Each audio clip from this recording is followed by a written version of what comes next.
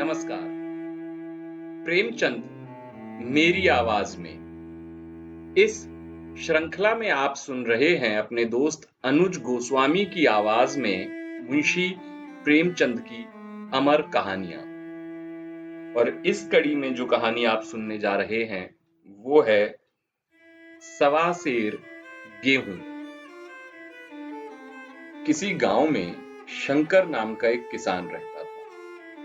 सीधा साधा गरीब आदमी, अपने काम से काम, न किसी के लेने में न देने में। छक्का पंजा भी ना जानता था। छल प्रपंच की तो उसे छूत भी न लगी थी। ठगे जाने की चिंता न थी। ठग विद्या कोसों दूर की बात। भोजन मिला तो खा लिया, ना मिला तो चबेने पर काट दी। चबेना भी ना मिला तो पानी पी लिया और राम का नाम लेकर सो रहा।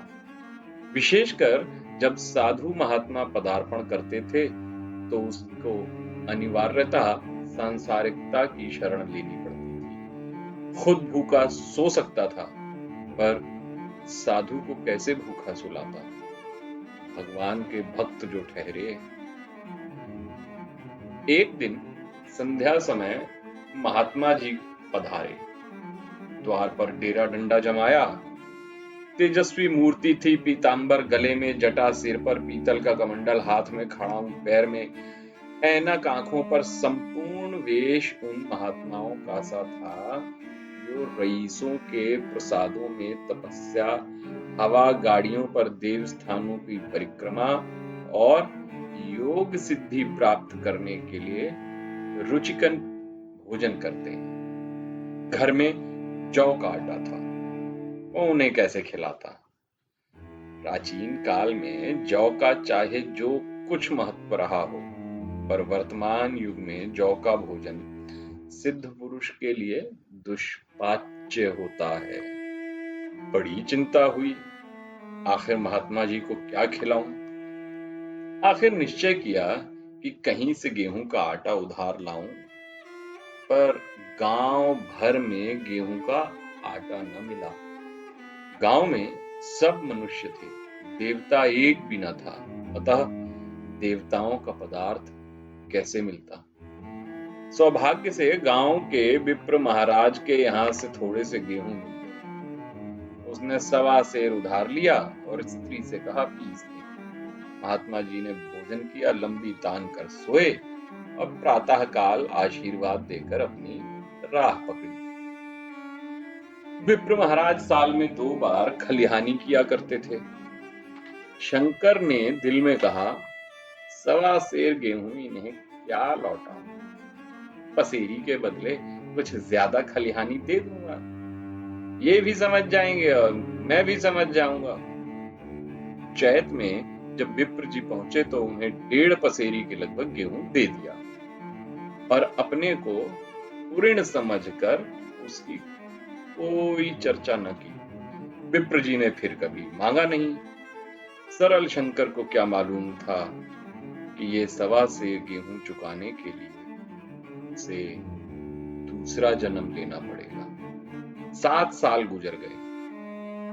विप्र जी विप्र से महाजन हुए। शंकर किसान से मजदूर हो गया। उसका छोटा भाई मंगल उससे अलग हो गया था। एक साथ रहकर दोनों किसान थे, अलग अलग होकर मजूर हो गए। शंकर ने चाहा कि द्वेष की आग भड़कने ना पाए, किंतु परिस्थितियों ने उसे विवश कर दिया। जिस दिन अलग अलग चूल्हे जले, वो फूट फूट कर रोया। आज से भाई भाई का शत्रु हो जाएंगे। एक रोएगा तो दूसरा हंसेगा। एक के घर मातम होगा तो दूसरे के घर बुलबुले पकेंगे।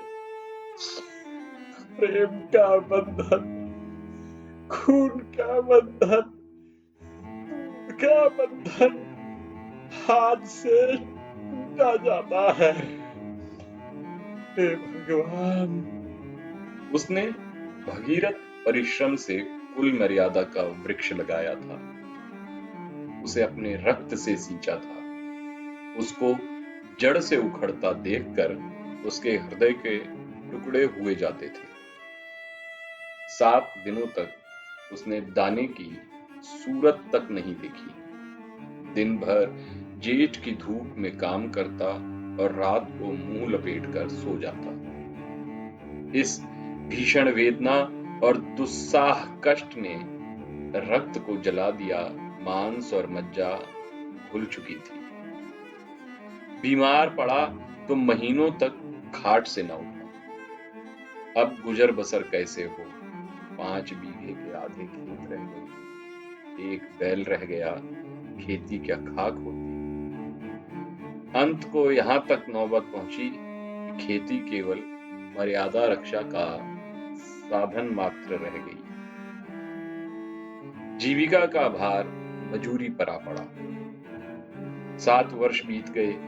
एक दिन शंकर मजूरी करके लौट रहा था तो राह में विप्र जी ने टोक कर कहा, ए शंकर, कल आके अपने बीज बैंक का हिसाब कर ले। तेरे यहाँ 4.5 मन गेहूं कब से बाकी पड़े हुए हैं और तू देने का नाम नहीं लेता। हजम करने का मन है क्या? मैंने तुमसे कब गेहूं लिए जो 4.5 मन, 4.5 क्या 5.5 मन हो गए?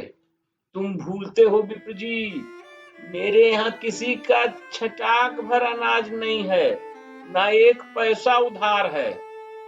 इसी नियत के चलते ये फल भोग रहा है तू, खाने को नहीं जुड़ पा रहा तेरे यहाँ। ये कहकर विप्र ने उस सवा सेर का जिक्र किया जो आज से 7 वर्ष पहले शंकर को दिया था। शंकर सुनकर अवाक रह गया। हे ईश्वर, मैंने इनकी कितनी बार खलिहानी, इन्होंने मेरा कौन सा काम किया? जब पोथी पत्रादीप के साहित्य सगुन विचारने द्वार पर आते थे, कुछ ना कुछ दान दक्षिणा लेके ही निकले। इतना स्वार्थ! हे भगवान, 1.25 सेर अनाज को अंडे की भांति सेक कर आज ये पिशाच खड़ा कर दिया जो मुझे निगला जाएगा। हे भगवान, इतने दिनों में एक भी बार कह देते तो गेहूं तौल कर दे देता। क्या इसी नियत से चुप बैठे रहे? महाराज, नाम लेकर तो मैं उतना अनाज नहीं दिया, पर कई बार खलिहानी में सेर सेर 2-2 सेर दिया है। अब आप 5.5 मन मांगते हो, मैं कहां से दूंगा? विप्र जी बोले, लेखा जाओ जाओ, बक्सी 100-100। तुमने जो कुछ दिया होगा उसका कोई हिसाब नहीं, चाहे एक की जगह 4 पसेरी दे दो। तुम्हारे नाम वही है 5.5 मन लिखा हुआ। जिससे चाहो हिसाब पढ़वा लो, दे दो तो तुम्हारा नाम छेंक दूं, नहीं तो और भी बढ़ता रहेगा। बताए देता हूं। क्यों गरीब को सताते हो? मेरे खाने का ठिकाना नहीं, और इतना गेहूं किसके घर से लाऊंगा? जिसके घर से चाहे लाओ, मैं छटाक भर न छोड़ूंगा। यहां न दोगे, भगवान के घर देना पड़ेगा। शंकर कांप उठा। पढ़े लिखे आदमी होते तो कह देते, अच्छी बात है, ईश्वर के घर ही देंगे, वहां की तौल यहां से कुछ बड़ी तो ना होगी। कम से कम इसका कोई प्रमाण हमारे पास नहीं, फिर उसकी क्या चिंता? शंकर इतना तार्किक, इतना व्यवहार चतुर न था। एक तो ऋण भी ब्राह्मण का, बही में नाम रह गया तो सीधे नरक में जाएगा।